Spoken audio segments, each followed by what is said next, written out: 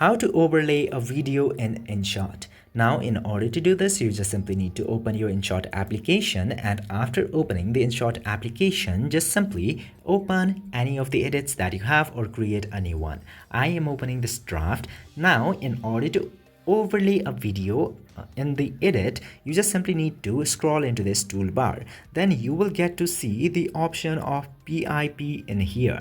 And after tapping into PIP, you will get to see a lot of videos that you have in your gallery. Just simply select the one that you want to use as overlay. I'm selecting this one right here, and now the video is added as overlay in my existing edit. Now into this one, you can easily drag, drop and resize whatever you want to do with the clip. Just simply place it where you want to add into your video as overlay.